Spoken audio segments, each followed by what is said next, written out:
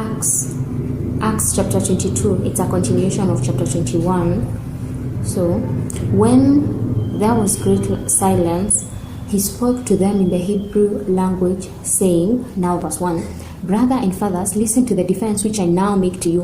When they heard that he spoke to them in the Hebrew language, they were even more quiet. He said, I am indeed a Jew born in Tarsus of Cilicia, but brought up in this city at the feet of Gamaliel, instructed according to the strict tradition of the law of our fathers, being zealous for God, even as you all are today. I persecuted this way to the death, binding and delivering into prisons both men and women, as also the high priest and all the council of elders testify, from whom also I received letters to the brothers, and traveled to Damascus to bring them also who are there to Jerusalem in bonds to be punished. As I made my journey and came close to Damascus, about noon, suddenly a great light shone around me from the sky.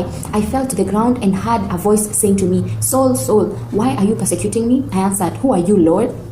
He said to me, I am Jesus of Nazareth, whom you persecute. Those who are with me indeed saw the light and were afraid, but they didn't understand the voice of him who spoke to me. I said, what shall I do, Lord? The Lord said to me, arise and go into Damascus. There you will be told about all things which are appointed for you to do. When I couldn't see for the glory of that light, being led by the hand of those who are with me, I came into Damascus. One Ananias, a devout man according to the law, well reported of by all the Jews who lived in Damascus, came to me, and standing by me said to me, Brother Saul, receive your sight. In that very hour I looked up at him. He said, the God of our fathers has appointed you to know his will, and to see the righteous one, and to hear a voice from his mouth. For you will be a witness for him to all men of what you have seen and heard. Now, why do you wait? Arise, be baptized, and wash away your sins, calling on the name of the Lord.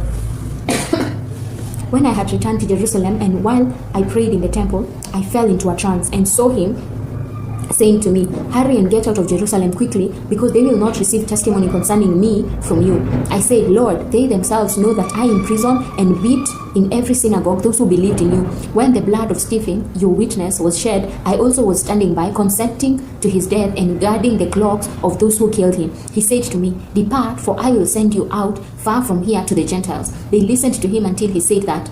Then they lifted up their voice and said, rid the earth of this fellow, for he isn't fit to live. As they cried out, threw off their cloaks, and threw dust into the air, the commanding officer commanded him to be brought into the barracks, ordering him to be examined by scourging, and that he might know for what crime they shouted against him like that.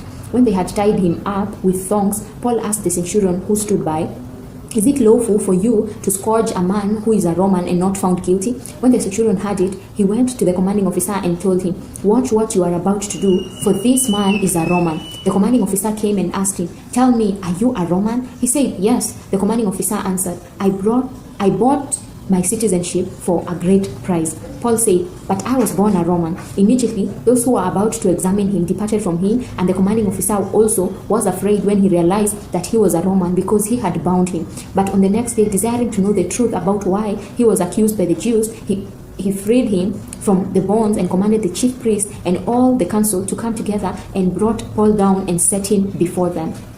Amen.